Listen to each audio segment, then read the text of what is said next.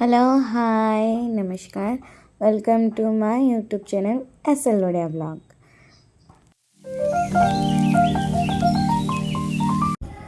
तो मुझे मो गाँ पंचलिंगेश्वर पाखक बहुत दिन है मुझे पंचलिंगेश्वर जाइए मतलब पंचलिंगेश्वर जावाक बहुत इच्छा था।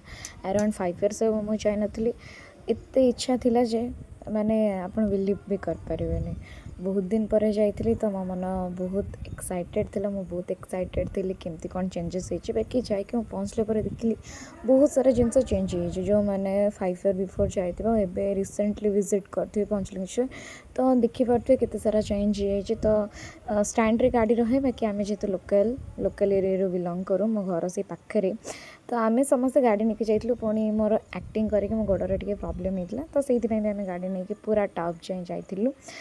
आउ एत जिनस देखिए केते सारा दुकान हो जाए ओ माय गॉड इच्छा होता सबकि जिनस मुझे घर पर नहीं आसती तो मो सान भाई मौसी बेटी छेड़ा होते पाखर मो टिकेट नहीं जो आम छोट थिलु 5 years बिफोर मुझे भी जाइली से टिकेट सिस्टम नाला बाकी एवं सब टिकेट सिस्टम हो जाए अराउंड जनका 5 टंका लेखा से नहीं तो आगे गुल जाऊँचे तो मौसी पु मु आम 3 जन गलु मो भाई आउ जड़े मौसी पु से गले सेठू से रिटर्न कर कहीं कॉलेज थिला मो ऊपर को जाऊँचे ये देखिपे मु आत ग्रीनी ग्रीनी एत फ्रेश एयर थिला मत बहुत भल लगुला और झिप झिप संग को टिके वर्षा भी होता देखिए पानी स्लो केते बढ़िया अच्छे झरणा केते सुंदर देखा पानी फ्लो भी बहुत बढ़िया अच्छे।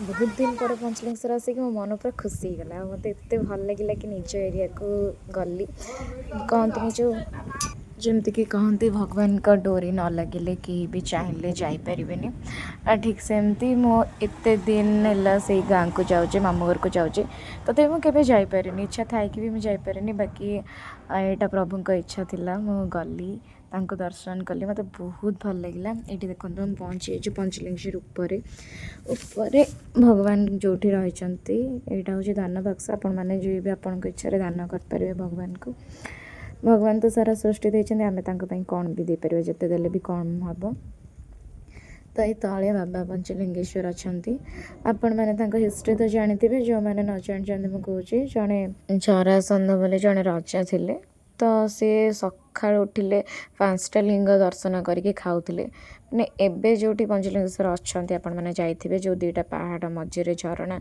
से अच्छा गोटे लिंग ही थे आउ 4टी लिंग नथिले तो 4 दिगरू 4 जन को दर्शन करी पुणी से जरासंध ये राज्य थे से रोते 5टा लिंग दर्शन करने को बहुत टाइम पड़ूला तो से चिंता कले एत टाइम जावा अपेक्षा मु 5टी लिंग ये स्थापन करदेवी तो से 4 दिगरू 4टी लिंग आणिक से स्थापन करते भगवान का आशीर्वाद एबेठू से जगार ना होता पंचलिंगेश्वर आ बाबा से ही पंचलिंगेश्वर रूपर आज पर्यंत ही पूजा पाँच जो मैंने जाकि 2 पहाड़ मध्य झरणा भितर हाथ पूरेक देखी अंडाळती जो कहती तो से 5टा लिंग समस्त को मिले जो मान भाग्य थाए जो मान भगवान का आशीर्वाद थाए से मैंने 5टा लिंग ही छुई पारती बाकी मैंने छुई पारती तो ये थिला आम पंचलिंगेश्वर हिस्ट्री जोटा मत बहुत ही भल लगे तो यहाँ आम जाऊे बड़म्बा पाक जदि आपण मैंने पंचलिंगेश्वर आसके ऊपर को गले पड़े बड़म्बा माने जदि आपण से जंगलर रक्षाकारिणी सी जदि आपणकर किसी मागिबार थाए से सबू किसी दे दिए मो निजे जहाँ भी सब मागी पाखक जाकि से मत सबू किसी देती एमती गोटे इनसीडेंट मु कहबी कि मो बापांकर थोड़े पर्स अच्छी जाता तो मुझे पंचलिंगेश्वर बुलला बेले बापा मन बहुत दुख था मुझे माँ को मागी कि मो बापा पर्स मिल जाओ बापा पर्स भी मिल जाता तो यहाँ तो गोटे छोट इनसीडेंट मो लाइफ रे कहली कि जोटा कि माँ मत देती एमती बहुत जिनस अच्छी माँ समस्त को देती मत भी बहुत जिनस देती जहाँ मागी थे आप खाली हाथ में आसबेनि तो ये देखुए पाखक जावाई केते कष्ट करने को पड़े जगह को आपड़ जी आपको आसवा जमा भी इच्छा हेनी झरणाटा केते केते केते सुंदर देखा सतरे जो भीड़ भाड़ जीवन भितर केते बाहर की नेचर जगह को जीवे बहुत बढ़िया लगे हूँ माँ बड़म्बा जहाँ पाखक आपड़ एत सारा स्ट्रगल करके आसते देखुए झिप झिप वर्षा हो माँ को यूँ कोटि कोटि प्रणाम ये हूँ माँ रोथ स्थान दृश्य पहाड़ पाखे गोटे सुंदर जगटे अच्छी ଆଉ ଯେଉଁ ପୋଖରୀ ଆପଣ ଦେଖିଲେ ସେ ପୋଖରୀ ପାଖରେ ଗୋଟେ ଛୋଟ କୁଣ୍ଡ ଅଛି, ମୁଁ ତା'ର କ୍ଲିପ୍ ନେବାକୁ ଭୁଲିଗଲି। ସେ କୁଣ୍ଡରେ ପାଣି କେବେ ଶୁଖେନି। ଆଉ ଏଇଠି ମୁଁ ଟିକେ ଆସିକି ଯେଉଁ ଝରଣାର ପାଣି ଥିଲା ମୁଁ ଟିକେ ଗୋଡ଼ ବୁଡ଼େଇକି ଦେଖିଲି ତ ପାଣି ବହୁତ ଥଣ୍ଡା ଥିଲା। ଆଉ ଏତେ ପାଣି ଥଣ୍ଡା ଥିଲା ଯେ ଗୁଲ ଆଉ ମୁଁ ଜମା ରହିପାରିଲୁନି, ଯାଇକି ଝରଣାରେ ଟିକେ ଖେଳିଲୁ, ମସ୍ତି କଲୁ। ସତରେ ବହୁତ ଭଲ ଲାଗିଲା। ଆଜି ଦିନଟା ମୋ ପାଇଁ ବହୁତ ଭଲ ଥିଲା, ଦ ବେଷ୍ଟ ଥିଲା। ଏତେ ଶାନ୍ତି, ଏତେ ଗ୍ରିନି ନେଚର୍। ତାପରେ ସେ ଷ୍ଟ୍ରଗଲ୍ କରିକି ଆମେ ପୁଣି ତଳକୁ ଆସିଲୁ। ମାନେ ସେ ରାସ୍ତା ସବୁ ପଥର ପଡ଼ିଛି, ଆପଣମାନେ ଯେଉଁମାନେ ବି ଯାଉଛନ୍ତି ଟିକେ କେୟାରଫୁଲି ଯିବେ। ତ ଏଇଟା ଦେଖନ୍ତୁ କେତେ ଛୋଟ ରାସ୍ତା, ହିଁ ଭିତରେ ଗଳିକି ଆସିବାକୁ ପଡ଼େ ଆମକୁ ବଡ଼ମ୍ବାକୁ ଯିବାକୁ ହେଲେ। ଏଇଟା କ୍ରସ୍ କରିଗଲେ ସେପଟେ ପଞ୍ଚଲିଙ୍ଗେଶ୍ୱର ଅଛନ୍ତି। ତ ଏଇଟା ଦେଖୁଥିବେ, ସେତେବେଳେ ଏଇ ଜାଗାକୁ ଆମେ ଦେଖିକି ଯାଇଥିଲୁ। କେତେ ଛୋଟ ଜାଗା ଭିତରେ ପଶିକି ଯିବାକୁ ପଡ଼େ। ଆଉ ସେ ଜଙ୍ଗଲରେ ରାତି ହେଲେ ବାଘ ଭାଲୁମାନେ ବି ଆସନ୍ତି, ହାତୀମାନେ ବି ଆସନ୍ତି। ତ ଜାଗାଟା ବହୁତ ଭଲ, ମୋତେ ତ ବହୁତ ଭଲ ଲାଗେ। ମୋ ଘର ପାଖ ଜାଗା ଯେହେତୁ, ଆଉ ବାବା ସେଇଠି ଅଛନ୍ତି, ସେଇ ଜାଗାକୁ ଚୁଜ୍ କରିଛନ୍ତି। ତ ମୋତେ ସେ ଜାଗାଟା ବହୁତ ଭଲ ଲାଗେ। ତ ମୁଁ 5 ବର୍ଷ ହେଲା ଯାଇନଥିଲି, ସେଥିପାଇଁ ବହୁତ ମନ ଦୁଃଖ ଥିଲା। ତ ଦେଖୁଛନ୍ତି କେତେ ଭିଡ଼, ବର୍ଷା ହେଉଛି ଫିର୍ ବି କେତେ ଭିଡ଼ ଅଛି। ମନ୍ଦିର ଦର୍ଶନ କରିକି ମୋ ଆତ୍ମା ପୁରା ତୃପ୍ତି ହେଇଗଲା। ଭଗବାନଙ୍କ ଡୋରି ଏତେ ଦିନ ପରେ ଲାଗିଲା, ତ ସେଥିପାଇଁ ମୁଁ ବହୁତ ଖୁସି। ତାପରେ ଏଇ ଯେଉଁ ଜାଗାରେ ସେ ଯେଉଁ ଟିକେଟ୍ ହେଇଥାଏ, ତ ଏଇ ଜାଗାରେ ସବୁ ଜୋତାଫୋତା ଯେଉଁ ରଖନ୍ତି।